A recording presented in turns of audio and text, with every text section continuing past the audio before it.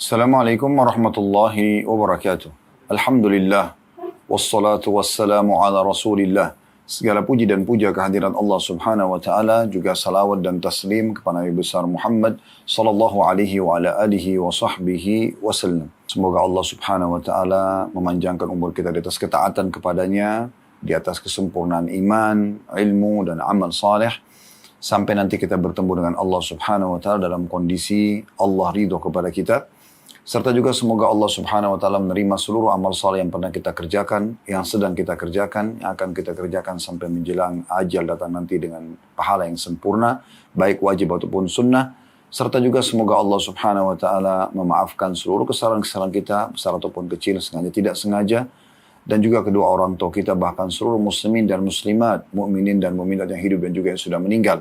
Dan selalu kita berdoa dan memohon dengan ketulusan agar Allah subhanahu wa ta'ala menjaga kemerdekaan, persatuan dan kesatuan negara kita, kemakmurannya, ya, ketentramannya. Semuanya Allah subhanahu wa ta'ala jaga dan Allah lunasi utang negara kita dengan semudah-mudahnya. Allah karuniakan kita pemimpin yang adil, yang amanah, yang tanggung jawab, yang menjalankan tugas dengan baik, serta seluruh hak-hak masyarakat diberikan, serta juga menjadikan kita sebagai masyarakat selalu patuh selama bukan maksiat kepada Allah subhanahu wa ta'ala, sehingga persatuan dan kesatuan kita selalu terjaga, serta kita menjadi contoh bagi negara-negara yang lain.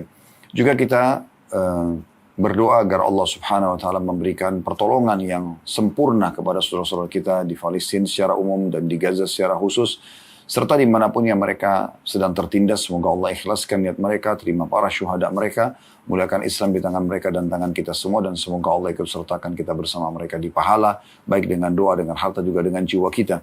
Dan semoga Allah subhanahu wa ta'ala menyatukan kita semua di surga Firdausnya tanpa hisab, semoga disatukan dalam majlis ilmu yang mulia ini. Allahumma amin. Baik, untuk menguatkan teman-teman sekalian apa yang kita bahas, saya akan coba membacakan dari kitab Minhajul Muslim. Ada satu bab yang menarik yang ditulis oleh Syekh Abu Bakar Jazair rahimahullah. Pasal ke-9 ya, dari rukun membahas tentang masalah akidah. Beliau mengatakan beriman kepada kerasulan Muhammad alaihi salatu wassalam. Ini tambahan syarahnya. Beliau mengatakan seorang muslim beriman bahwasanya nabi yang ummi atau buta huruf, yaitu Muhammad bin Abdullah bin Abdul Muttalib al-Hashimi al-Qurashi al-Arabi, yang berasal dari keturunan Nabi Ismail bin Ibrahim al-Khalil alaihi wassalatu wassalam, adalah benar-benar hamba Allah dan Rasulnya yang diutus kepada segenap umat manusia, baik yang berkulit merah maupun yang berkulit putih. Dan dengan kenabiannya Allah menutup dan mengakhiri kenabian dan kerasulan, maka tidak ada nabi dan tidak ada pula rasul sesudah beliau. Ini seorang muslim wajib punya keyakinan seperti itu. Dan di dunia saja semasa kita hidup, memang ini adalah dasar akidah kita, maka itu akan dibawa juga ke kuburan nantinya. Yang akan menjawab pertanyaan malaikat yang membuat nanti kita bisa selamat tentunya, dan membuat kuburan kita menjadi taman dari taman surga. Dan juga di akhirat nanti kita akan bersama di barisan baginda Nabi alaihi salatu wassalam.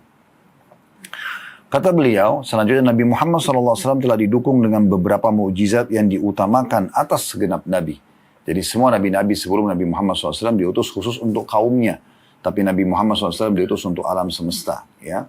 Kita tahu sebelum Nabi Muhammad SAW itu Nabi-Nabi hidup ada yang sezaman. Seperti Nabi Ibrahim AS dengan ponakannya Nabi Lut. Ya.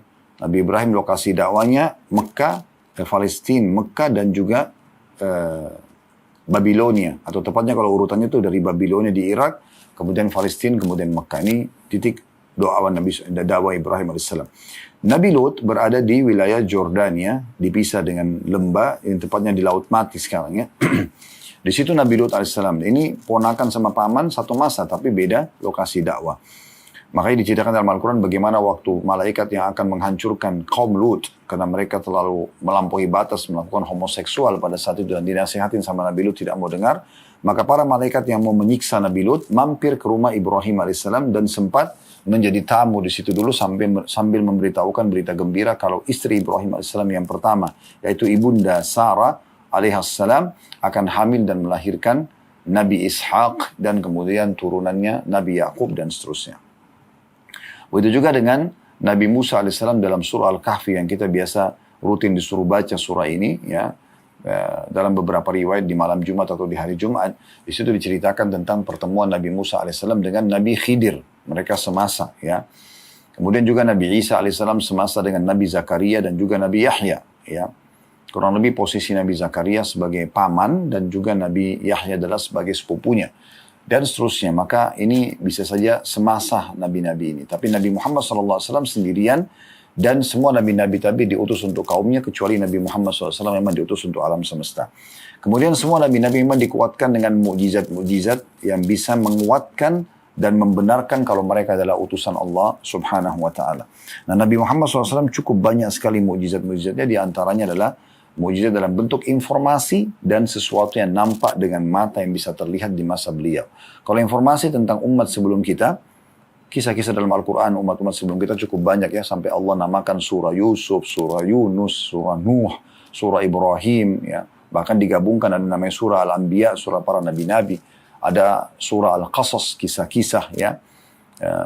Banyak sekali kisah tentang Ar-Rum ya, Romawi ya misalnya. Kemudian juga ada kisah tentang Nabi Sulaiman AS dengan karangan semut, surah An-Naml. Ya, ini semua kisah tentang umat sebelum kita. Dan ada yang pada masa hidup beliau terjadi kasus di saat itu, lalu kemudian beliau menginformasikan. Ada juga yang akan terjadi di masa datang. Seperti misalnya, akan terjadi hari kiamat, tanda-tanda kiamat. Kemudian sampai prosesi alam barzah, hari kebangkitan di mahsyar, kemudian surga dan neraka. Dan sudah sangat rinci semuanya, seakan-akan kita melihat dengan mata kepala kita sendiri bagaimana surga dirincikan oleh Nabi SAW dan bagaimana neraka dirincikan oleh Nabi SAW. Bagi yang berminat, saudaraku seiman, bisa kembali ke playlist YouTube kami, cari bedah buku Rasulullah SAW cerita tentang surga dan neraka. Insya Allah di situ Anda akan dapatkan informasi lengkap yang kami sampaikan, berita dari Nabi alaihi salatu wassalam tentang kedua tempat ini nantinya tentu. Atau yang akan didatangi nanti di akhirat, dan semua kita termasuk ahli surga ya. Jadi sudah sangat lengkap informasi tersebut ya, tidak ada sesuatu yang tersembunyi. Jadi kita beriman kepada risalah beliau ini adalah sesuatu yang luar biasa. Ini mukjizat yang menguatkan. Kemudian ada mukjizat yang nampak dengan kasat mata pada masa itu saja, seperti pembelahan bulan Allah ceritakan dalam surah Al-Qamar surah nomor 54. Kemudian juga keluarnya air dari jari-jari beliau SAW di kejadian Hudaybiyah. Kemudian juga Nabi SAW menyembuhkan penyakit beberapa orang sahabat dengan semburan ludah beliau. Ya, itu terjadi pada Qatadah yang matanya rusak di salah satu peperangan. Radhiyallahu anhu juga pernah terjadi kepada Abdullah. Ya, Abdullah, salah satu sahabat bernama Abdullah yang sempat kakinya patah karena dia diutus oleh Nabi SAW untuk membunuh salah satu tokoh Yahudi yang sangat memerangi Islam di masa itu ya. Dan sekian banyak kejadian-kejadian yang merupakan mukjizat yang nampak di depan mata para sahabat di masa itu. Termasuk pohon yang menangis lalu beliau diamkan, ya, kemudian memberhentikan air hujan dan minta hujan turun. Dan sekian banyak hal-hal yang bisa diikuti insya Allah. Dan itu sudah pernah kami buat tablik akbar Rasulullah aku mencintaimu, atau seperti itu kurang lebih makna atau judul yang pernah kami sampaikan, dan bisa dilihat di playlist YouTube. Insya Allah akan ada tablik akbar itu. Saya sebutkan sekian belas mukjizat Nabi alaihi salatu wassalam. Bahkan sebagian ulama menukil mengatakan puluhan mukjizat yang menguatkan itu. Baik, saya ulangi kata Syekh Abu Bakar rahimahullah. Nabi Muhammad SAW telah didukung dengan berbagai mukjizat yang diutamakan atas segala nabi. Sebagaimana umatnya telah diutamakan atas segenap umat. Allah telah mewajibkan cinta kepada beliau, memastikan taat kepadanya, dan juga mengharuskan mengikutinya. Allah subhanahu wa ta'ala juga telah memberikan kelebihan-kelebihan atau khasais kepada beliau yang belum pernah diberikan kepada siapapun selain beliau. Di antaranya al-wasilah. Ya. Al-wasilah ini derajat tertinggi di surga. Kata Nabi SAW, kalau kalian dengarkan azan, maka bacalah salawat kepadaku. Siapa yang salawat kepadaku satu kali, Allah akan balas dengan 10 kali salam. Kemudian juga mintalah kepadaku setelahnya al-wasilah, karena dia adalah tempat tertinggi di surga. Siapa yang minta wasilah untukku, maka dia, dan itu tidak dimiliki kecuali oleh satu orang saja. Siapa yang minta al-wasilah untukku, maka dia akan mendapatkan syafaatku. Itu juga dengan al-kautsar atau telaga yang diberikan di padang mahsyar nanti yang bisa diminum oleh umatnya. Kemudian juga ada maqam mahmud, kedudukan yang tinggi yang Allah SWT berikan nanti di akhirat. Serta juga Allah berikan al-haud, ya, telaga yang ada di surga nanti di istana beliau alaihi salatu wassalam. Nah kata Syekh Abu Bakar, beriman tentang semua itu yang akhirnya menyelamatkan kita di dunia karena kita punya panduan hidup mengikuti beliau sebagai suri tauladan kita atau menciplak hidup beliau alaihi salatu wassalam, mengikuti semua wahyu yang disampaikan melalui beliau dari Al-Quran dan juga hadis-hadis yang beliau sampaikan dan dicontohkan oleh para sahabatnya, dikenal dengan sunnah-sunnah, ya, sunnah Nabi SAW dan sunnah para sahabat. Karena Nabi SAW mengatakan, alaikum bisunnati wa sunnah khulafa'ur rasyidin mahdina min ba'di addu alaihi bin nawajid. Berpegang teguhlah pada sunnahku dan sunnah khulafa'ur rasyidin setelahku, untuk para sahabat Abu Bakar, Umar, Utsman dan Ali ridwanullah alaihim. Berpegang teguhlah pada keduanya walaupun dengan gigi geraham kalian. Kita dianjurkan untuk berpegang teguh tentunya pada semua itu. Dan teman-teman sekalian, semua ini beriman kepada beliau, ya, itu dikuatkan dengan dalil dari nakli dan akli, kata beliau. Maksudnya secara wahyu, ya, itu ada, dan juga secara akal juga ada. Tentu saya tidak bisa membacakan semuanya karena ini cukup panjang bahasan beliau. Saya akan coba pilih poin-poin pentingnya. Beliau mengatakan dalil-dalil nakli tentang wajibnya kita beriman kepada Nabi Muhammad SAW, memuliakan beliau, mengikuti ajarannya, mempertahankan sunnahnya, meninggalkan apa yang beliau larang, ya, menjauhi apa yang beliau memang tidak perintahkan dan titahkan. Semua ini adalah bagian bentuk iman kita kepada Nabi alaihi salatu wassalam. Beliau mengatakan dalil secara nakli yang pertama adalah kesaksian Allah dan para malaikatnya bahwasanya Nabi Muhammad SAW betul-betul telah menerima wahyu. Sebagaimana Allah sebutkan dalam surah An-Nisa ayat 166. Bunyinya, lakinillahu yashhadu bima anzala ilaik, anzalahu bi'ilmih wal malaikatu yashhadun wa kafa billahi syahida. Mereka tidak mengakui yang diturunkan kepadamu itu hai Muhammad, tetapi Allah mengakui Al-Quran itu yang diturunkannya, yang besar kata ganti Allah, diturunkannya maksudnya Allah kepadamu. Allah menurunkannya dengan ilmunya, dan malaikat-malaikat pun menjadi saksi. Cukuplah Allah yang mengakuinya. Artinya kalau orang-orang kafir Quraisy atau ada orang kafir yang menolak beriman kepada risalah Muhammad, maka cukuplah Allah dan para malaikat menjadi saksi. Itu aja sudah lebih dari segala-galanya. Dan tidak penting kalau ada orang yang menolak risalah Nabi alaihissalam. Peduli saja dengan orang yang mau mengimani dan mengikuti. Yang kedua kata beliau informasi dari Allah mengenai universalitas kerasulan Nabi Muhammad SAW. Beliau adalah akhir Nabi, kewajiban taat dan mencintainya. Dan beliau dipastikan adalah penutup para nabi-nabi. Sebagaimana Allah berfirman di dalam surah An-Nisa juga, masih surah yang sama tapi ayat 170. Ya ayuhan nasu qad ja'akumur rasulu bil haqqi min rabbikum fa'aminu khairan lakum. Al-ayah. Wahai manusia semuanya, dari suku manapun, tinggal di wilayah manapun. Ini menandakan berarti panggilan untuk semua manusia. Bukan hanya untuk Bani Israel misalnya, bukan hanya untuk orang Melayu, orang Arab, tidak, semuanya. Wahai manusia, sesungguhnya telah datang kepada kalian Rasul, maksudnya Muhammad alaihi salatu wassalam. Ya, telah datang kepadamu dengan membawa kebenaran dari Rabbmu. Maka berimanlah kamu, itu akan lebih baik bagimu. Kemudian juga Allah mengingatkan dalam surah Al-Ma'idah ayat 19 kepada ahli kitab, Yahudi dan Nasrani. Allah mengatakan, Ya ahlal kitabi qad ja'akum rasuluna yubayyinu lakum ala fatrati minar rusuli an taqulu ma ja'ana min basyirin wala nadhir. Faqad ja'akum basyirun wa nadhir. Al-ayah. Hai ahli kitab, sungguh telah datang kepadamu rasul kami, menjelaskan syariat kami kepadamu ketika pengiriman rasul-rasul terputus. Karena antara Nabi Isa dan Nabi Muhammad SAW, sebagian ahli sejarah mengatakan itu cukup jauh, sekitar 600 tahun. Kemudian semua itu tujuannya, maksudnya telah datang Nabi Muhammad SAW setelah terputus cukup lama waktu antara Isa dan Muhammad SAW, agar nanti kata Allah, kamu tidak mengatakan pada hari kiamat, tidak datang kepada kami seorang pemberi berita gembira bagi orang-orang beriman akan masuk surga, maupun sebagai seorang pemberi peringatan ancaman terhadap orang-orang yang membangkang. Sesungguhnya telah datang kepadamu pembawa berita gembira dan juga pemberi peringatan itu. Maksudnya Nabi Muhammad alaihi salatu wassalam. Demikian pula firman Allah SWT dalam surah Al-Anbiya ayat 107. Wa ma arsalnaka illa rahmatan lil alamin, dan tidaklah kami mengutus Muhammad melainkan benar-benar sebagai rahmat bagi semesta alam. Semuanya, ya. Jadi beliau diutus untuk semua alam semesta ini. Begitu juga beliau mengangkat surah Al-Jumu'ah ayat 2 di mana Allah Subhanahu wa taala berfirman, Huwa alladhi ba'atha fil ummiyina rasulan minhum yatlu alaihim ayati wa yuzakkihim wa yu'allimuhumul kitaba wal hikmata wa in kanu min qablu lafi dhalalin mubin. Dialah yang telah mengutus kepada kaum yang buta huruf Maksudnya orang-orang Quraisy awalnya di Mekah, mereka banyak tidak bisa membaca.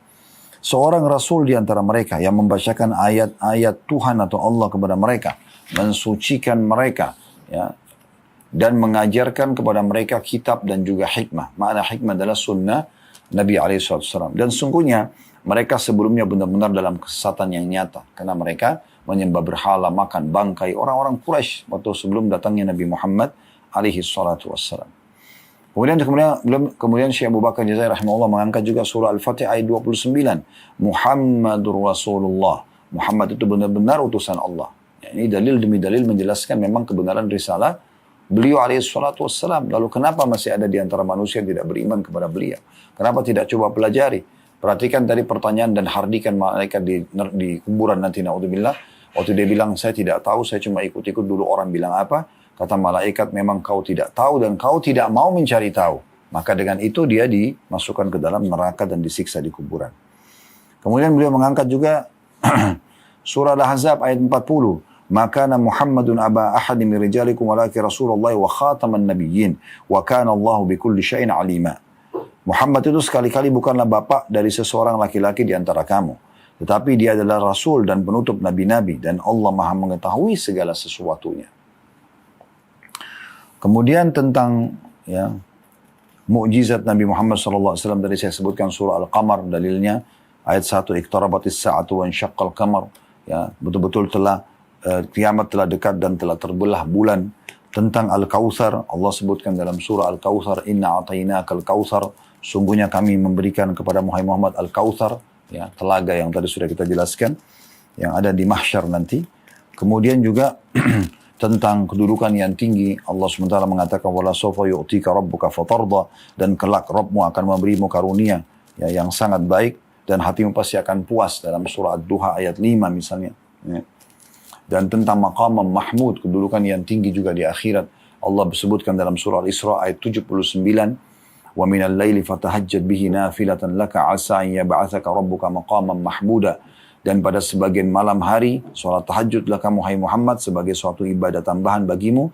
Mudah-mudahan Rabbmu mengangkatmu ke tempat yang terpuji. Ya, ini tadi disebutkan oleh Syekh Abu Bakar semuanya tentang kedudukan-kedudukan Nabi Muhammad alaihissalam. Sedangkan tentang wajibnya patuh kepada beliau selain beriman, itu disebutkan dalilnya surah An-Nisa ayat 59. Ya ayyuhalladzina amanu atii'ullaha wa atii'ur rasula wa ulil amri minkum. Al-ayah. Hai orang beriman, taatlah kepada Allah, taatlah kepada Rasulnya, dan ulil amri atau pemimpin di antara kalian. Jadi sini ada diperintahkan untuk taat kepada Rasul alaihi salatu wassalam. Kemudian dalam surah At-Taubah ayat 24, Allah juga mengingatkan kita agar beriman kepada dan mencintai Nabi Muhammad SAW, bahkan melebihi diri kita sendiri. Melebihi semua yang kita cintai selama ini dari harta, keluarga, dan seterusnya. Dalam surah At-Taubah 24 Allah berfirman, "Qul in kana aba'ukum wa abna'ukum wa ikhwanukum wa azwajukum wa ashiratukum wa amwalun iktaraftumuha wa tijaratun takhshawna kasadaha wa masakinu tardawnaha ahabba ilaikum minallahi wa rasulihi wa jihadin fi sabili fatarabbasu hatta ya'ti Allah bi amri wallahu la yahdil qaumal fasiqin." Artinya, katakan hai Muhammad, jika bapak-bapakmu, anak-anakmu, saudara-saudaramu, istri-istrimu, kaum keluargamu, harta kekayaan yang kamu usahakan, perniagaan yang kamu khawatirkan kerugiannya, dan rumah-rumah tempat tinggal yang kamu sukai adalah lebih kamu cintai daripada Allah, Rasulnya, dan dari jihad di jalannya, maka tunggulah sampai Allah mendatangkan keputusannya, dan Allah tidak memberi petunjuk kepada orang-orang yang fasik. Jadi sini saksi bahasan kita, bagaimana Allah subhanahu wa ta'ala menghardik orang yang justru mendahulukan semua urusan dunia ini, termasuk orang-orang yang terdekat yang dia cintai, ayahnya, anaknya, istrinya, suaminya, dan seterusnya, ya, daripada Allah dan Rasulnya Muhammad alaihissalam. Maka ini Allah mengatakan fatarabbasu, tunggu aja kalau gitu, ya, apa yang akan Allah datangkan nanti dari hukuman dan peringatan-peringatannya.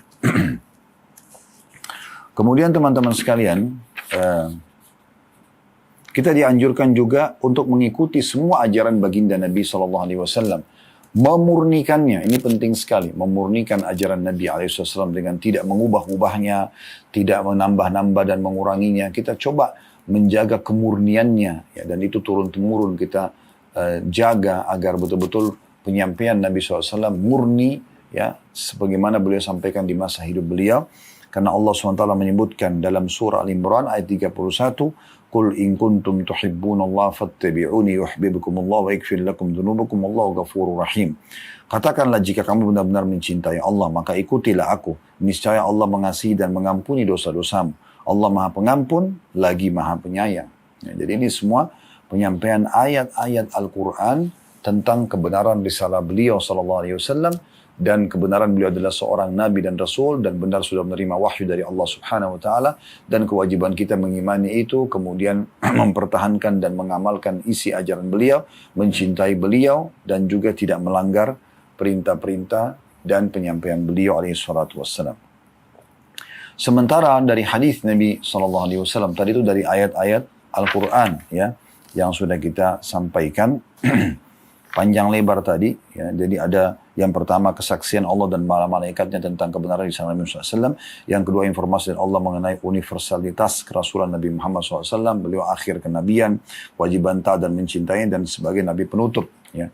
Kemudian yang ketiga kata Syekh Abu Bakar rahimahullah, berita dari Rasulullah SAW sendiri tentang kenabiannya, yang dengannya kenabian diakhiri, kewajiban patuh dan taat kepadanya dan keumuman atau universalitas risalah kerasulannya, sebagaimana disabdakan oleh beliau. Jadi ini khusus sekarang yang akan dibacakan hadis-hadis Nabi SAW yang menyebutkan tentang kebenaran risalah beliau sebagai utusan Allah.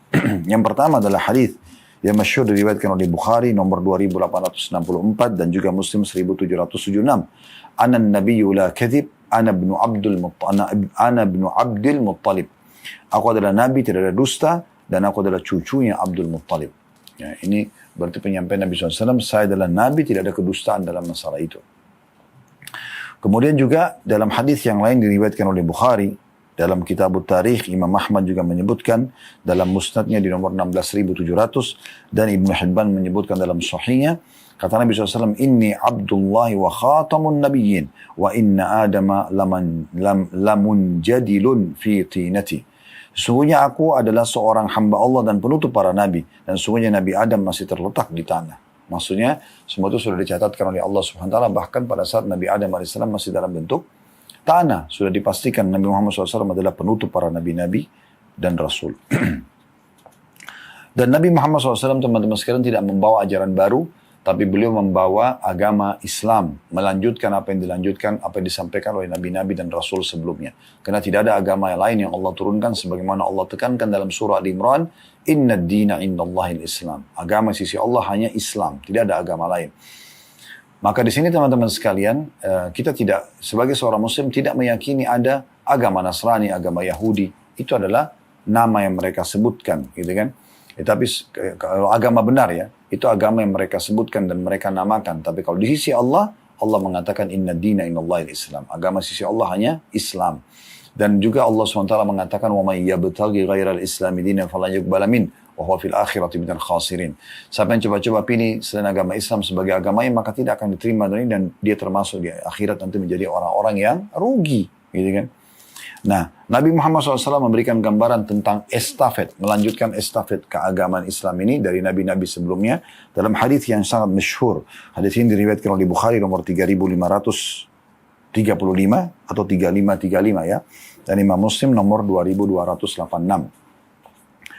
Mathali wa mathalul anbiya'i kamathali rajulin bana baitan fa ahsanahu wa ajmalahu illa mawdi'a labinatin wahidah.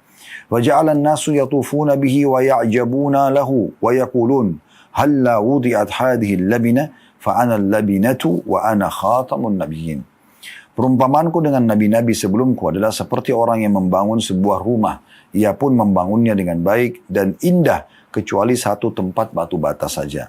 Lalu orang-orang mengitari rumah itu dan sangat terkagum-kagum kepadanya. Seraya berkata, kenapa tidak dipasang batu bata di sini? Maka akulah batu bata itu dan aku adalah penutup para nabi. Jadi dari hadits ini kita bisa ambil dua pelajaran penting. Bagaimana Nabi Muhammad SAW tidak membawa agama baru. Ini agama Islam, agama semua nabi-nabi. Namun memang yang berbeda dari sisi syariat yang Allah tentukan. Dari isi Al-Quran, beberapa syariatnya, tidak semua. Sebagian bahkan masih diestafetkan dari risalah kitab sebelumnya. Tapi dengan datangnya Al-Quran, maka ajaran-ajaran Injil diperbaharui, bahkan ada yang diganti, ya, dan ada juga yang masih dipertahankan di dalam Al-Quran. Ya, masalah akhlak, jujur, amanat. Ini semua nabi-nabi mempertahankan ajaran tersebut. Tetapi tata cara ibadah mungkin ada yang ditambahkan ataupun dihilangkan oleh Allah Subhanahu wa taala, itu tergantung kebijakan dari Allah Subhanahu wa taala. Maka itu kita imani kalau risalah atau syariatnya berbeda-beda. Maka di masa sekarang yang wajib kita lakukan adalah menerapkan isi Al-Quran, bukan lagi isi Injil ataupun Taurat yang sudah turun sebelumnya, tapi tetap kita imani keberadaan kitab-kitab tersebut.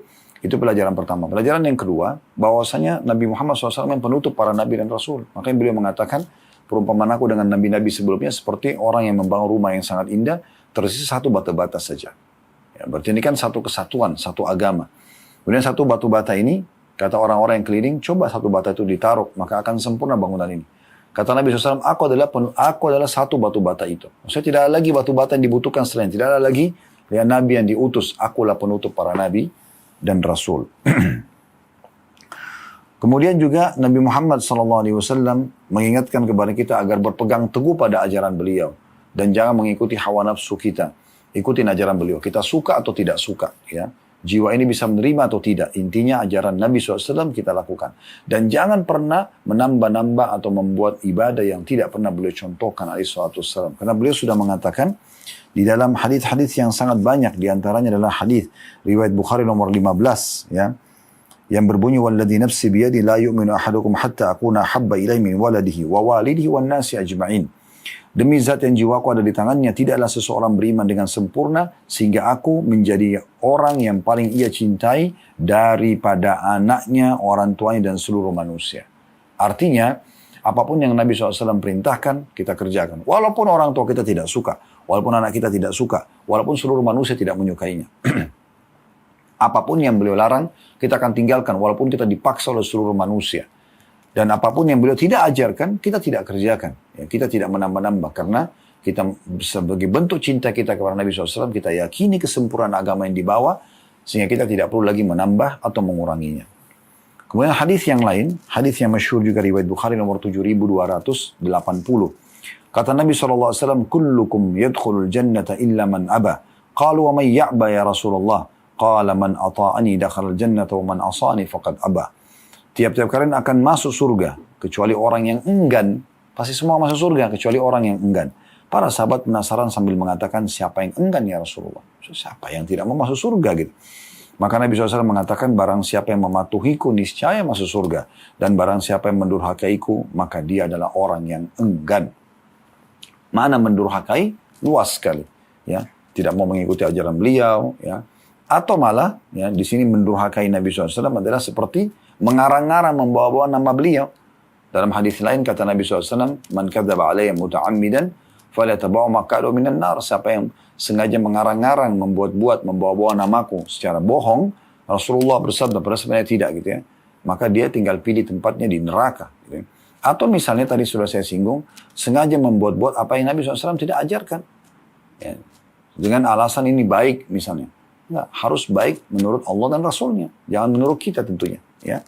Dan makin kita berada pada kemurnian ajaran, ada perintah kita kerjakan, tidak ada kita tidak kerjakan, maka secara otomatis kita makin terjamin untuk mendapatkan janji terhadap balasan amal tersebut. Kemudian juga Nabi SAW memastikan tidak ada Nabi dan Rasul setelahnya dalam hadis yang masyhur diriwayatkan oleh Ahmad dengan sanad sahih urutan 13.412 dan Tirmidzi 2.272. Inna risalata wan nubuwata qad inqata'at fala rasula ba'di wala nabi. Sesungguhnya kerasulan dan kenabian telah terputus atau dihentikan, maka tidak ada rasul dan tidak ada nabi sesudahku. Jadi jelas sekali sabda Nabi alaihi salatu wassalam. Kemudian kelebihan Nabi SAW, Allah berikan lebih daripada nabi-nabi dan rasul sebelumnya. Ini semua betul menunjukkan beliau betul risalah. Dan beliau sama dengan nabi-nabi sebelumnya diutus oleh Allah. Tapi beliau bahkan punya kelebihan ekstra daripada nabi-nabi sebelumnya. Dalam sebuah hadis yang diriwayatkan Muslim nomor 523, Tirmidzi 1553. Yang berbunyi kata Nabi SAW, Fuddiltu alal anbiya'i bisittin. U'titu jawami'al kalimi wa nusirtu birru'bi. وأحلت لي الغنائم وجعلت لي الأرض مسجدا وطهورا وأرسلت إلى الخلق كافة وختم بي النبيون. Aku diutamakan atas para nabi yang lainnya dengan 6 perkara. Yang pertama, aku dikaruniai jawami'ul kalim.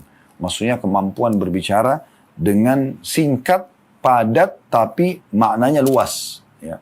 Jawami'ul kalim ini ringkas beliau sampaikan, ya, tapi maknanya bisa dijabarkan. Makanya kita kadang-kadang temukan ada sebuah hadis bisa diambil sampai puluhan hikmah dari hadis tersebut. Ya. Karena memang banyak sekali manfaat yang bisa diberikan. Yang kedua, aku diberikan pertolongan atas musuh dengan rasa takut. Dalam beberapa riwayat yang lain, perjalanan 1 bulan. Jadi sebelum Nabi SAW menyerang musuh 1 bulan, mereka sudah ketakutan untuk menghadapi Nabi SAW. Yang ketiga, dihalalkan bagiku harta rampasan perang. Jadi sebelum Nabi Muhammad SAW, harta rampasan perang tidak dihalalkan. Tapi pada masa beliau, dihalalkan. Ya.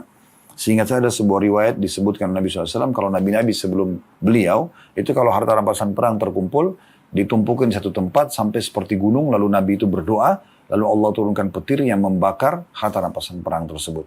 Namun di masa Nabi Muhammad SAW menjadi halal. Kemudian selanjutnya, kita sudah sebutkan jawami al-kalim, kita sudah sebutkan pertolongan atas musuh dalam jarak 1 tahun, kita sudah sebutkan dihalalkan harta rampasan perang, berarti sudah 3. Yang keempat, ya bumi ini dijadikan masjid dan suci bagiku. Wa ju'ilat liyal ardu masjidan wa tahura. Dan Allah jadikan semua muka bumi ini bisa dipakai sholat suci dan bisa dibanguni masjid. Kemudian yang kelima, wa ursiltu ilal khalqi kafa, diutus, ya. Aku diutus untuk seluruh manusia, sementara nabi-nabi sebelumnya untuk kaumnya saja. Dan yang keenam, yang terakhir, wa khutima biyan nabiyun, dan ditutup ya risalah kenabian setelah aku meninggal. Kembali Syekh Abu Bakar Jazair mengangkat hadis tentang pentingnya ya mentaati Allah Subhanahu wa taala, mentaati Nabi Muhammad sallallahu alaihi wasallam. Dan ini adalah bukan pilihan tapi kewajiban, ya. Dan termasuk mentaati pemimpin yang sedang berkuasa selama bukan maksiat kepada Allah, bagian daripada ketaatan kepada beliau. Diangkat oleh Syekh Abu Bakar hadis itu di lembaran terakhir, ya, di halaman 49 dari pasal ke-19 ini. Man ata'ani faqad ata' Allah wa man asani faqad asallah wa man ata'a amiri faqad ata'ani wa man asa amiri faqad asani. Barang siapa yang taat kepada aku berarti ia taat kepada Allah, dan barang siapa yang durhaka kepada aku berarti ia durhaka kepada Allah, dan barang siapa yang taat pada pemimpin pilihanku maka ia berarti taat kepadaku, dan barang siapa yang durhaka kepada pemimpin pilihanku maka ia telah durhaka kepadaku. Jadi ini yang kita ambil potongan saksi bahasan adalah yang pertama, siapa yang mentaati aku maka berarti mentaati Allah, siapa yang durhaka kepada aku berarti durhaka kepada Allah Subhanahu wa taala. Bahkan lebih jauh daripada itu, sebagai penutup di sini bagaimana dalil-dalil nakli, ya, secara dalil wahyu, bagaimana memang di akhirat itu mulia sekali Nabi Muhammad SAW, dan makin nampak kemuliaan beliau karena banyak manusia yang belum pernah melihat beliau akan melihat beliau sendiri dan bagaimana Allah muliakan. Di antaranya, semua nabi-nabi tidak boleh masuk ke dalam surga sampai Nabi Muhammad SAW memasuki terlebih dahulu. Begitu juga untuk umat-umat sebelum kita, maka tidak boleh masuk sampai umat Muhammad SAW yang beriman masuk terlebih dahulu. Dijelaskan dalam sebuah hadis yang sahih riwayat Bukhari nomor 2957. Innal jannata hurrimat 'alal anbiya'i kullihim hatta adkhulaha wa hurrimat 'alal umami hatta tadkhulaha ummati. Sesungguhnya surga diharamkan atas seluruh nabi sehingga aku memasukinya, dan diharamkan pula atas seluruh umat sebelum umatku memasukinya. Jadi ini kemuliaan yang luar biasa. Sampai dalam sebuah riwayat yang lain, tidak ada satu umat pun sebelum kalian kecuali berharap menjadi kalian. Ini kedudukan yang luar biasa. Dan kita bersyukur kepada Allah Subhanahu wa ta'ala. Allah pilih kita menjadi umat Muhammad alaihi salatu wassalam. Kemudian Nabi SAW mengatakan tentang kedudukan beliau di hari kiamat di dalam sebuah hadis yang diriwayatkan Darul Qutni, dan dinyatakan karena jalurnya cukup banyak, sanadnya hasan. Kata Nabi SAW, "Idza kana yaumul qiyamati kuntu imamal anbiya'i wa khatibahum wa sahiba syafa'atihim ghairu fakhrin." Pada hari kiamat nanti aku akan menjadi pemimpin para nabi-nabi, juru bicara mereka, dan pemberi syafaat atau pertolongan kepada mereka. Perkataanku ini bukan satu kesombongan, tetapi memang ini fakta atau wahyu yang harus disampaikan. Jadi ini luar biasa, berarti menandakan Nabi SAW adalah pemimpin para nabi-nabi. Kita bangga menjadi pengikut beliau alaihi salatu wassalam. Beliau juga mengatakan dalam hadis yang lain diriwayatkan oleh Tirmidzi nomor 3613, Ibnu Majah nomor 4314, Ahmad nomor 20748. Beliau mengatakan ana sayyidu waladi Adam yaumal qiyamah wa awwalu man yanshaqqu anhu al-qabru yaumal qiyamah wa awwalu syafi'in wa awwalu musyaffi'in atau musyaffi'in. Aku adalah pemimpin anak Adam ya, pada hari kiamat, dan orang pertama yang kuburannya terbuka pada hari kiamat, orang pertama yang memberi syafaat, dan orang pertama yang dikabulkan syafaatnya. Orang yang pertama dikabulkan syafaatnya. Jadi luar biasa tentang pemaparan kerisalah beliau. Di sini Syekh Abu Bakar Jazair, tentu ini sudah pernah kita bahas di kajian Minhajul Muslim ya. Beliau kuatkan di poin keempat dengan beberapa ayat-ayat yang dinukil atau beberapa ayat dalam Taurat dan Injil tentang kebenaran risalah Nabi Muhammad SAW. Ini tidak saya bacakan lagi ya.